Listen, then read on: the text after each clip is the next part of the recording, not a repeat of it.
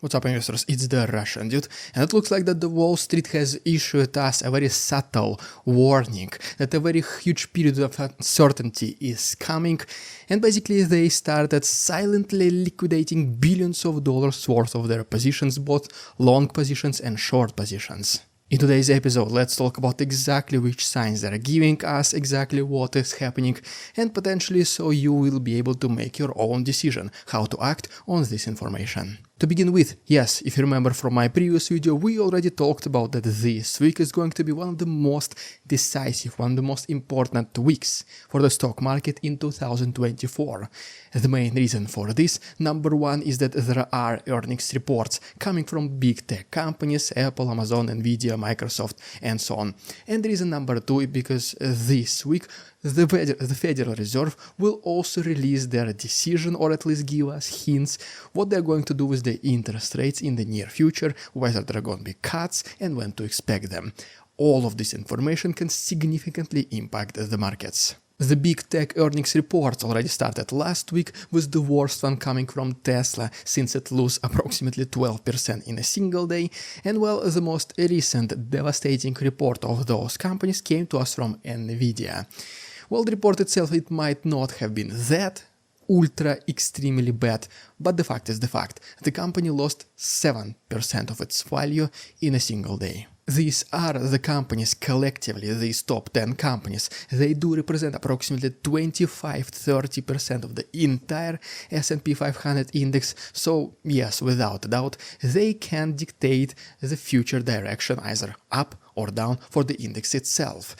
Because, I mean, yeah, they are massive. Just take a look at this graph. This is the comparison of those companies in relationship to the stock markets of the rest of the world, some big ones. And yes, you heard it right, to the entire stock markets. Not just like particular companies, similar equivalents or anything like this, no. To the entire stock markets from other countries. And another thing which can trigger the stock market performance is the decision of the Federal Reserve what to do with the interest rates in the near future. And as you know, two things that they're looking at is the inflation data and jobs market. Well, the most recent report that came to us is from the jobs market, is the JOLTS report, and it showed that the number of vacancies for June is 8.18 million, when the expectations were only a little bit above 8 million. And the previous number was only at 8.14 million vacancies. So you can see the jobs market is not going up or down that significantly. The reaction is barely, minimal, barely existing. It is almost in the same numbers as from the previous month, which is not something Jerome Powell wants to see. He wants to see confident data that the jobs market is cooling down before making his final decision. For this reason, 95.3% of market participants, they do think that the Federal Reserve will not decrease the interest rates during their July meeting, and I mean rightfully so. So once again, we need to see more data before the next rate cuts, which still might and most likely will happen in September. But as you can see, there is not such certainty like 100% probability that this will happen, because if the jobs market still continues not to cool down as fast as Jerome Powell wanted it to be, if inflation will have a sudden spike, we might not see a decrease in September as well, and this will be a huge negative sign for the stock market. Besides that, historically, as you can see from this graph, the month of September is one of the worst for the performance of the S&P 500 index.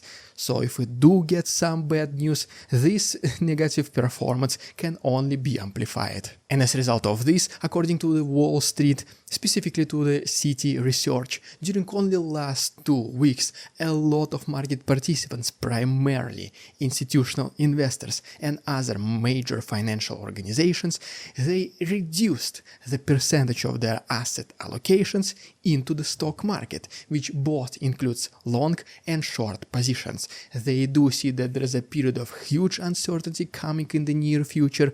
I mean, yes, if everything is good, as market expects, everything will be good. The gain will be minimal because this will just be in aligned with the market participant expectations. But in case there is something bad, this will be a shock to the stock market. This might trigger double-digit losses in span of only a couple of days.